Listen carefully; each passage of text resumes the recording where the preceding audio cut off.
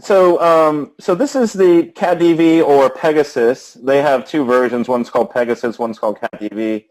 The Pegasus version just has more features related to like Avid and whatnot. But this is what it looks like. And so the first step is getting data into the system, right? So if there's a number of ways in which you could do it, you can simply drag and drop files right into. So right now it starts out with like a blank catalog. This is called untitled. So I have just some sample videos here. You can just drag a folder right in there. For the sake of this demo, we'll do it that way. There's a number of ways in which we can bring data in alternatively, like watch folders or things of the like. A lot of people like to do watch folders because really what you're talking about is, basically media from a card, right? You can drop it all just in the watch folders. It can then just automatically ingest it and automatically add metadata and things like that, which we'll go over here in a second. So as you can see, these files just came in. Basically, you can click them and sort of look at them in this pane view. You can double-click them, and you can see them full screen with the waveforms there. Now, keep in mind, this is actually CatDV 10. The CatDV 11 is in beta now, and it will be coming out, I believe, in the next few weeks. They're actually at the final release candidate stage.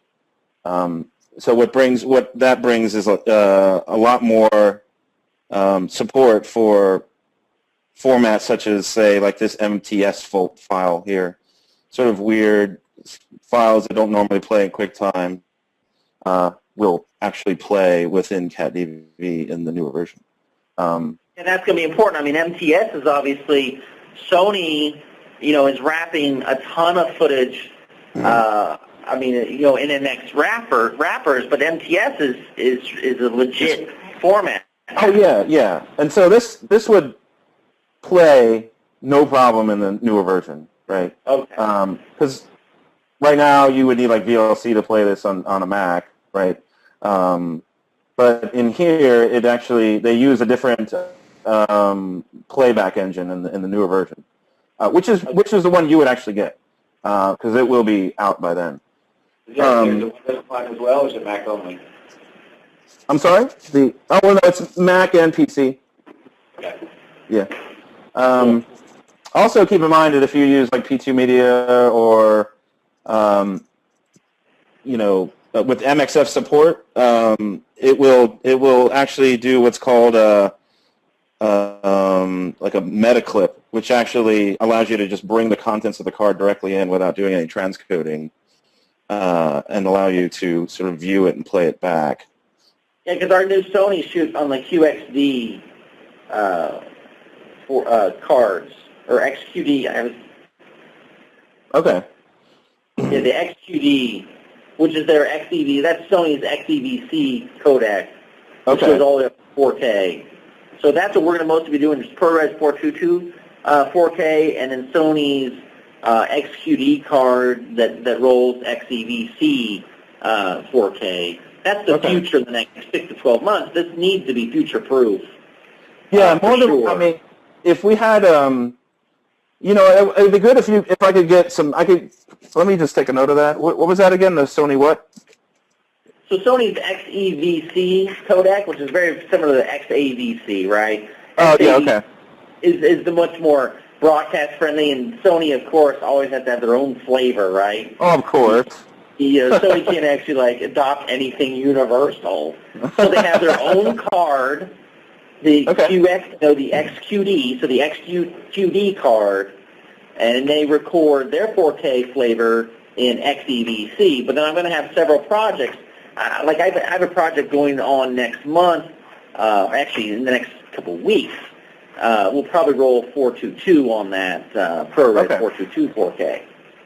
Well, we can, I can take a look and see and get back with you and make sure that they do support that. I mean, I know they support all the cards that are in existence now, like S/S and, P2 and whatnot, and they do it very intelligently. Right. They actually allow you to, with this MetaClip feature, play back the clips, no problem, and then actually edit right like if you're using Premiere, you can drop them right into the timeline and start editing with them without transcoding.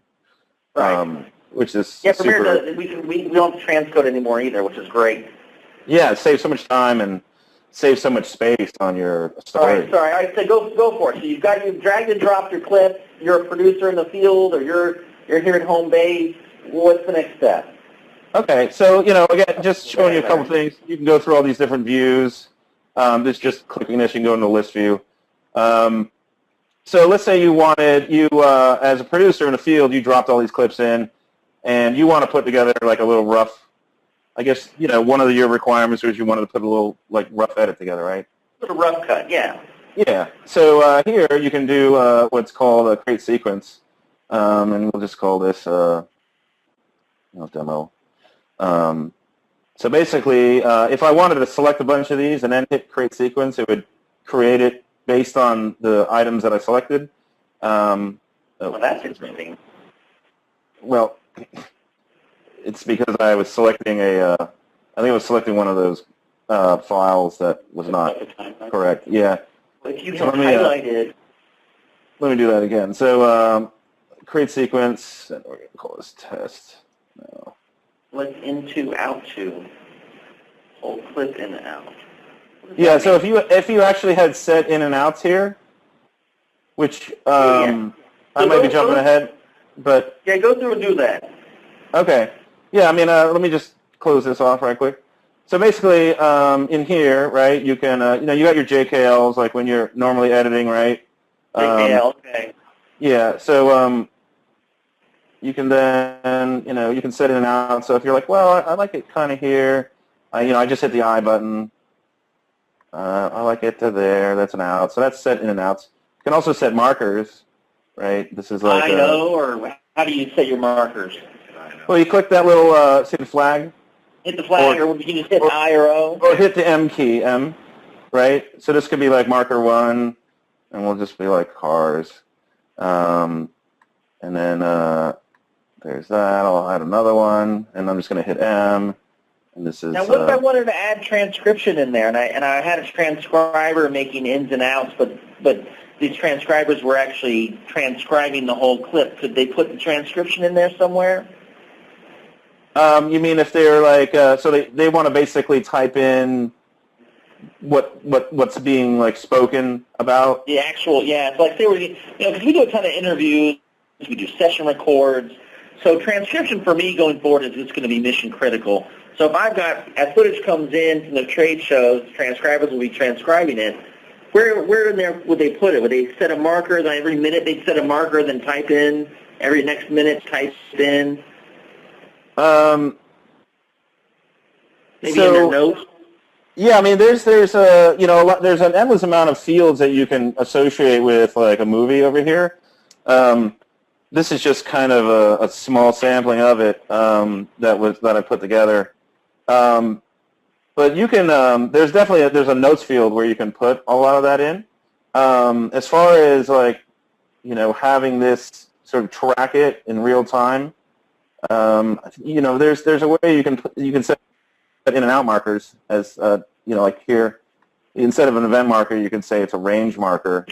But as far as like doing transcribing, yeah, I think you would have to just put it in the notes field. I don't know that. I'd have to check and see if it.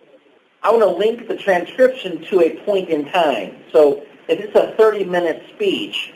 And I've got, we do this all the time. You've got the mayor, you've got some dignitary talking about some policy changes. When they speak for 30 minutes, I want to be able to transcribe that whole thing, but then have it broken up into every minute or every 3 minutes what they're saying so that my brands can find that, what they're saying, and go right to the timeline, put it into the rough cut, and send it on our way. Okay. There is another tool in here called the Verbatim Logger. So here you could probably use this.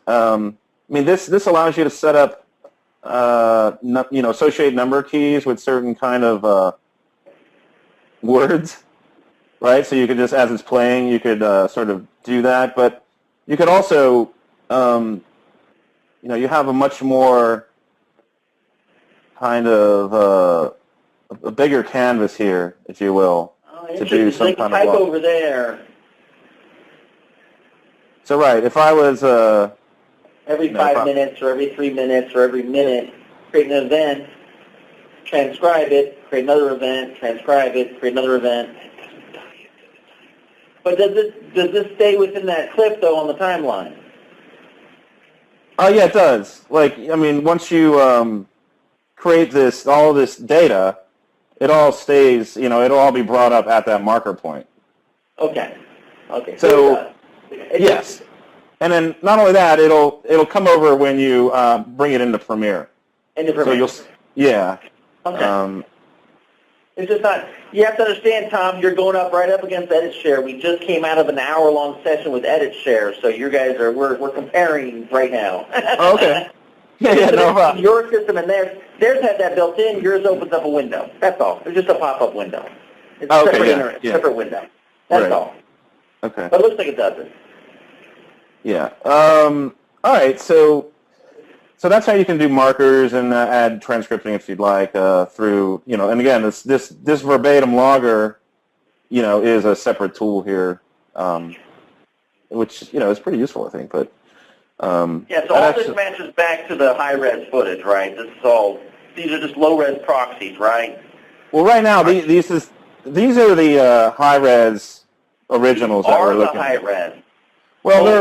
Well, these are just sample files, so they're like not really high-res, but... Right. But what about, I'm going to need a low-res proxy viewer because I don't want to have all my producers with a 10 gig connection to the server. Oh, of course not. Yeah, so what we do is, as a part of the ingest process, we can set it up so that it automatically generates proxies. And right now we're not seeing any proxies because I haven't created any of these. Yeah, but what we would do is we would just set it up to generate proxies upon it being dropped in or ingested. Okay. Yeah, and so what you would get then is, and especially if somebody was connecting over 1 gig or whatever they were, connecting over, even the internet, they wouldn't see this movie. This would be grayed out, and the proxy would actually be highlighted. So they would be working on... Great point, Tom, you just brought up. What about internet connectivity? If I've got a producer in the field, I've got, producers in New York, L.A., or actually I have sometimes, I'll be producing from Lisbon on Saturday. I have to Portugal for a show next week. Over the internet, totally doable? Yeah, let me just show you real quick. I'm going to jump to the server part really quick just so you can see. Let's see.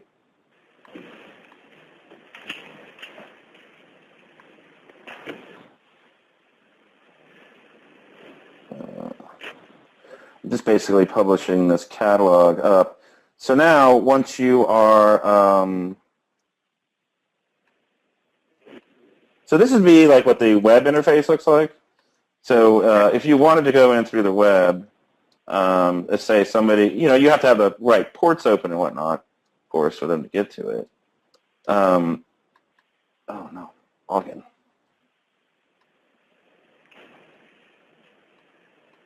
So basically, this is that same catalog that we were looking at, and this is how they could basically get at it and do kind of the same things that we were looking at there. You can also open up access to the full version. I mean, it's a little slower than, say, the web version of it. But so here you can see. You can see here you can do the same. In and out. It's create the same in and out points and whatnot. All right, that's cool. Yeah. And then here you can create a sequence, right? So all those kind of functionalities are here, in kind of it's easy to see web version. Now they would be operating off of the proxies here and not the full res. I'm able to see the full res because I'm actually local here. Right. So yeah, this is like just a much easier kind of web-based version of it. But all the functionality, they would technically need like a producer to be able to make a rough cut, add metadata, and all of those things are built in right here into this client. So, Does your product provide all of the back-end licensing, or do you need to provide any SQL servers or anything for the database Oh, no. side of it?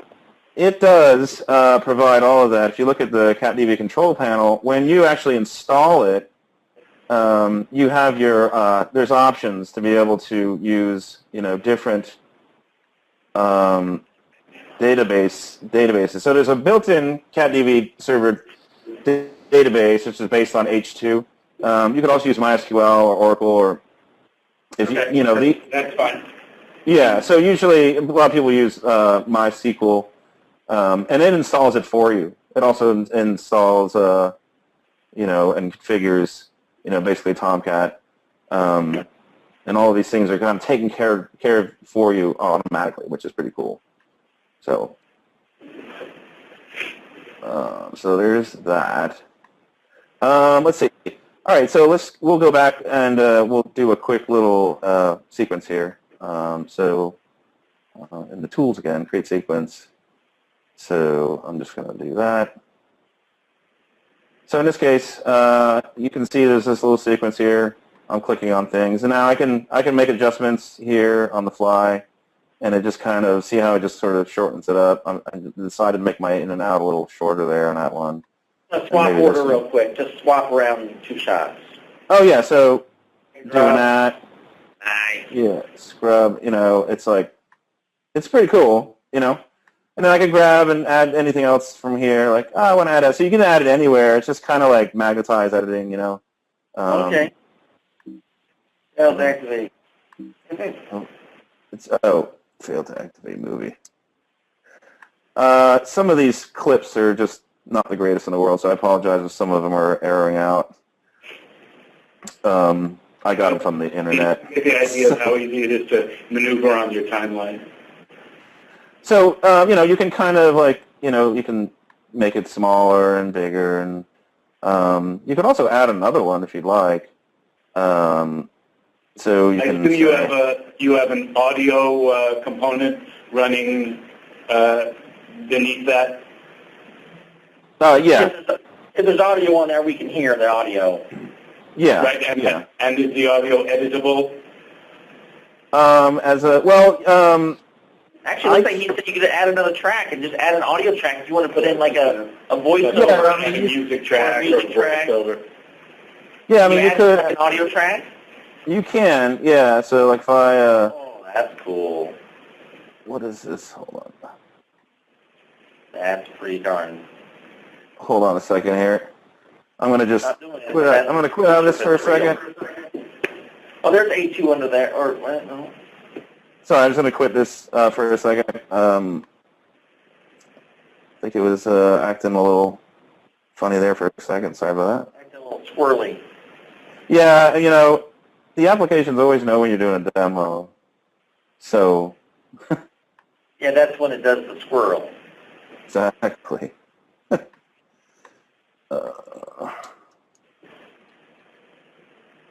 I don't know if Edishare could do that, add the track. I'm going to ask him about that. Yeah, I'm going to ask him on that. That's phenomenal. Because when you think about it, if you had a voiceover, or if you had some music you really like, then we got it. Line things up. I've got a brand in the UK. Well, just in terms of if you pull out a SOP that you really like, you have to be able to hear it, or else how these guys can. Well, I know you can hear it on that A1, on that VA1 track. Okay, yes, so you always just hear enabling but audio. you can just add another audio track and put in music and put in voiceover, not associated with video. Sure. Yeah. I'd want to pre-produce them. That's a great idea. Right. So like. Ballpark of where you want. Yeah. So like here, that's basically that's just taking the audio from that clip. So I have an audio track there. I mean, you can build out this. I mean, it's a rough editor, but you can actually build it out. I mean, it's all kind of cuts only, but you can really kind of build things out pretty cool. Another clip? Yeah. Okay, so you've just pulled out that audio. Now you can put it wherever you want. Yeah, you can put it wherever you want. So like, let's just say, all right, let's say I'm happy with that, right? And it's called Entitled 1. So now I want to just, so these will be in the system. They'll be obviously labeled. You can add metadata to them. They could be in their own little sort of catalog area. and they could be tagged so that people could find them. And then when they get back, or even if these are done outside in the field, and they publish back up to the server, whoever is like back at the facility can go, oh, look, I see that there's a rough cut here.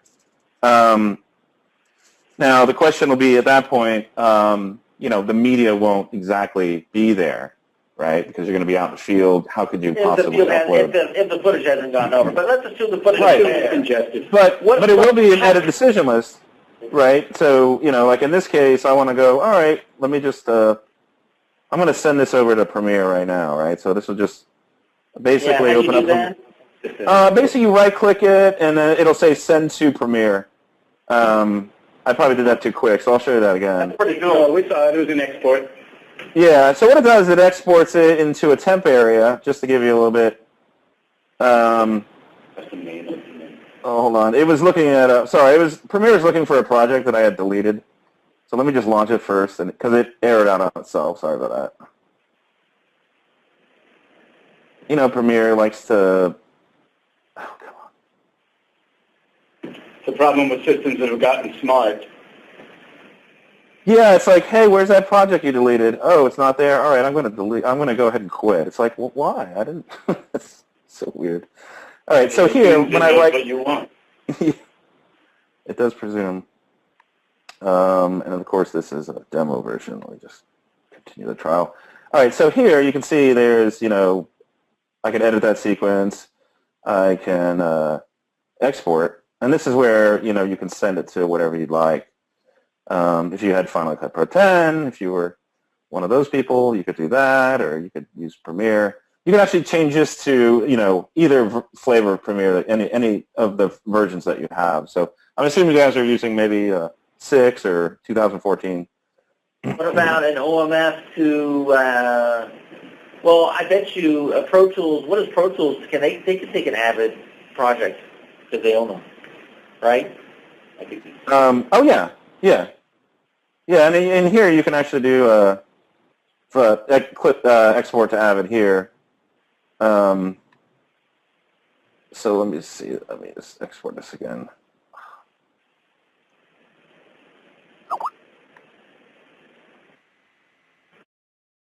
So now Premiere is not. Hold on. Oh. We get the idea. I got 1 minute. 1 minute. Yeah, sorry, okay, man, but we're back. Oh, no, all right, yeah. So basically it'll open here. Also, there's this plugin for Premiere I wanted to show you guys. Basically, CatDV plugs right into Premiere. You can you can log into the server and browse files that are in your catalog. Whoops. Oh, that's phenomenal. Daggum. Why'd you show us that? Sorry. There's a lot more to that. So right now I'm just going to do a search, and you can see that there's all these files, here. Basically, I can kind of look at the information on it. You're in Premiere right now. Searching what's in the Premiere. Yeah, in Premiere. I'm in Premiere. I haven't even. So basically, I can just quit CatDV. It could just be not even around. That's kind of cool. All right, we got to go. Thanks a lot, Tom. Appreciate all your help. I'll be back in touch. Glad you got to that last point. That's a good thing. I'll be back in touch with Nate for sure, and we'll go from there. Yeah, sorry we didn't have a lot of time. I have a lot more stuff to show you, but especially I think you showed us the core, and that's really what we're looking for is really what you showed us. So. Okay. There's a whole ton of stuff on the back end through this thing called Worker Node, and I was going to show you that, but that's maybe another time if you guys have more time. Just to show you what it can do. If we want to drill down. Yeah, because it has all this tons of transcoding capability and all kinds of really cool watch folder stuff. And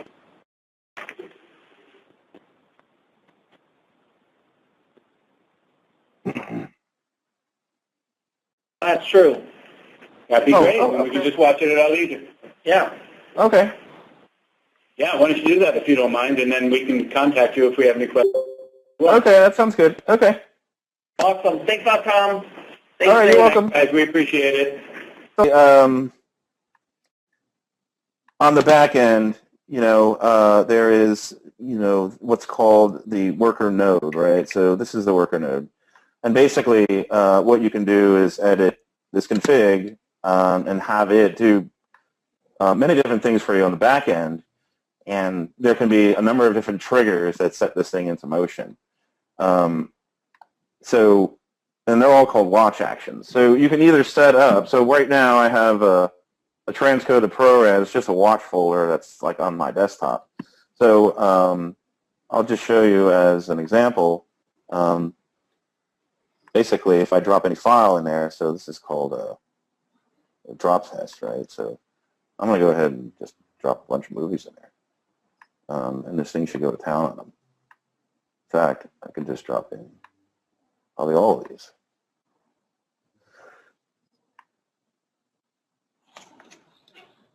And we'll just kind of know that they're going to come up here and start working any second now. But in the meantime, we can edit the config. I can show you what's going on. So basically, this is a watch action. I'm going to double click it. You can see what makes this watch action work. There's a trigger, and the trigger is kicked off by a watch folder. You define where the watch folder is, and then you define other things like this is triggered by a file, it's triggered by a batch. You can actually drop in an XML and just batch convert a whole bunch of files if you wanted to be geeky about it. And then also a server query. So you could actually basically populate metadata in your database that, let's say you check a box that says convert, right? Yes, no. And it will then kick off an action here, and this will start transcoding based on whatever it is you have here for your conversion. So in this case, I set up a movie conversion, and I've made it here already, but you can actually make you can make as many presets as you want here. And if you're familiar with the QuickTime interface, you know that these are all pretty familiar kind of ways of creating settings. So here I can make a ProRes 4x4. I could say make a 2997 and all the things that are associated with that.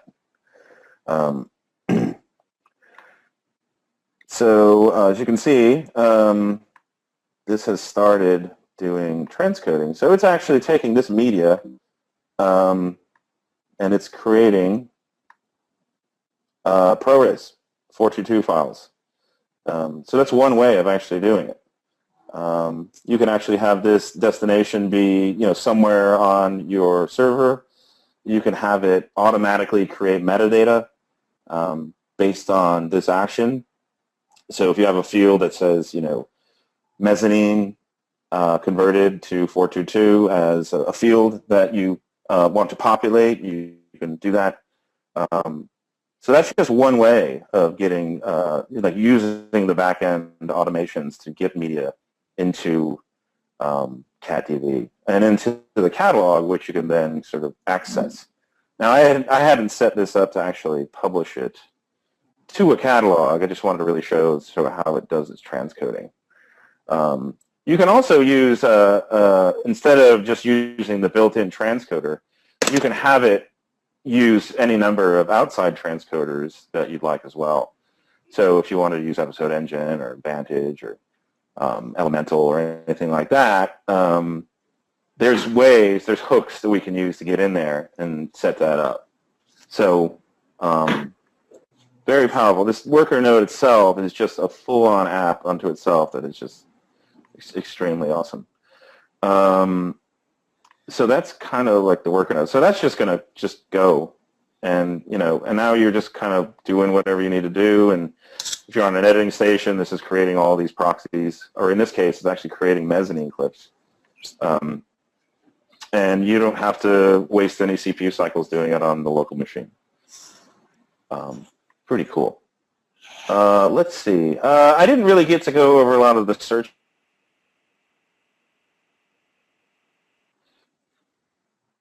One of the cool things about some of these filters, as they call them, they're called automatic grouping filters.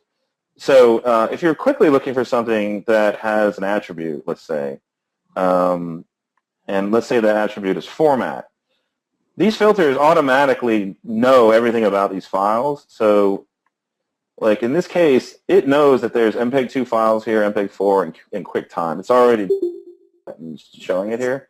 You can just click on these and quickly isolate them. It really helps when you're trying to narrow down files within a catalog. So, and even here, if there was more QT movies that had different codecs, you can say, well, I would just want to see the H.264, or I just want to see the MPEG-2 that is like 420 with color space. Or so that's kind of, this thing is a very useful thing. You can also do it with some metadata. So like, if there was a bunch of files that were like in different sort of folder paths, you can actually just click those and they'll basically be isolated again. So in this case, I'm clicking none and it's showing sequences which don't really have a path. So this is a great way to just quickly filter. So the searching right here is basically here, this is obviously just searching. And one of the things that I wanted to demonstrate, and that was back when we were looking at markers. Okay, so actually now, hold on, I'm gonna get rid of this stuff because I actually moved this stuff, so now it's all offline. So hold on. I'm gonna just save that. I'm gonna re-bring this stuff in.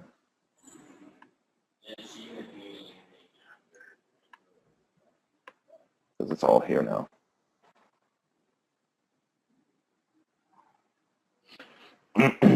Obviously, things can be relinked, but always keep in mind that when you start using a MAM, it's going to be you have to be mindful of where it is in relation to where it thinks everything is. You start moving things, it'll break the links. So what I wanted to show is that when you're doing markers here, in this case an event marker, I'm going to basically name this. So I'm going to just say car. And there's a car. That's extra. And then I'm going to go forward again, put another marker. And I know there's no bus here, but I'm going to put bus. I just wanted to show basically how the searching will allow you to search these markers. So basically, now I'm searching and I just put bus, and it knows that marker had the word bus in it. So when you add transcription or markers or whatever, it all just becomes instantly searchable and just makes finding things really easy. And also just exporting this to Premiere just to show you that those markers should show up in Premiere as well. As long as Premiere behaves. It seems that the newest Adobe apps, when they get into a state where they're not working properly, it's hard to get them out of it without doing some cache cleanup. So let's just see if it works this time. All right. So it did. That's great. Now, if you see here, car, bus, people. So, these came over, right? So all the transcription and all the markers, event markers, and range markers and everything all translate, come over into Premiere, which is a great thing. So let me just quickly build another sequence because I really wanted to show how the sequence comes over. So tools, again, create sequence right now. But one thing I wanted to show really quick was I know that they wanted to separate different roles and basically define roles and users. But I also wanted to touch on what's called production groups. So basically, for this demo, I had created a group called Documentary User and Graphic Design. Basically, production groups are, you think of a production as like, you could break it up any way you want. People do it all sorts of different ways. So, some places are completely wide open and they don't care who has access to what, right? That's one way of working. But some places will they want to have a silo that basically walls off access to basically anything that has to do with a production because it's private and they only want certain editors and producers to look at it. So in here, you can actually create those. So you can say, hey, I'd like to create this production, and maybe this is, project, project V, right? It's like a new project. It's so new. It's such a, interesting project. You put the X instead of a C there. So there that is. And then you can then give access to either editors, producers, or any other groups that you want here. So right here, this could be like exec producers. Maybe they have a different access. And so right here, you can define which sort of these production groups they have access to. And so the cool thing about this is that, you know, you can define what they can do within it, but also when you're building out these productions here within CatDV, you can completely customize what metadata is shown. You can have completely different metadata sets for files within that production. You can really customize it down to just, you know, you just have so much granular control over the way things look, metadata fields, what they can and can't do. So if you're really into control, then this is a really great app for you. So that is something I wanted to touch on. I know that was one of the things that Penwell wanted to see a demo of. Also, one really quick, you can do, and this is kind of important in the world of media asset management, which is like batch metadata editing. As you can see, I just selected all these at once, and I'm basically adding metadata to all of them at once. I mean, this is not completely possible with other asset management apps out there. So this is just some canned metadata that was from another company. But you can see how quickly you can just like add things, right? Okay, this is well, let's say maybe these were a group shot. All right, let me just, all right, I'm gonna go ahead and just say, well, these were in fall, and you know, these two are in spring, right? And then now when I do a search for fall, I could see that all those are fall, and then all these are spring. And then if you like that, save. I mean, if you like that search, let's say you now want to basically save that as a query. So you can say this could be spring. And basically you can save it. So you save it, close. So now here it would be spring. I think I conjured it up. I think I formatted it incorrectly, but basically you can have all those filters down here. So that's kind of cool. And then your filters will also show up here. And you control like who sees these, so they can be like global as well. So yeah. So I believe that was it. I wish I had an example of the XEVC codec. I'm actually going to take a look at that myself and make sure that works. So we could probably relay that information back to them, back to Penwell. And I'd really like to give, you know, if they want to see like another demo with the CatDV 11 version, I think that'll be coming out in maybe the next week. They're on the final release candidate right now. So, you know, I should be able to be giving demos on that pretty soon. And I would imagine that if XEVC doesn't work in the current version, it will definitely work in the newer version. So, yeah.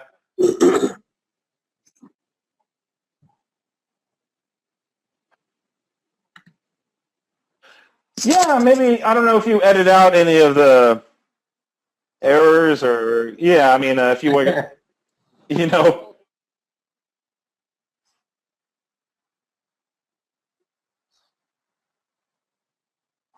Yeah. Yeah, and I guess where things were not working, you know, it's like, obviously we don't want to put that up. So I'm really annoyed at this. I keep getting this fail to activate movie error with this. I don't know why that's happening.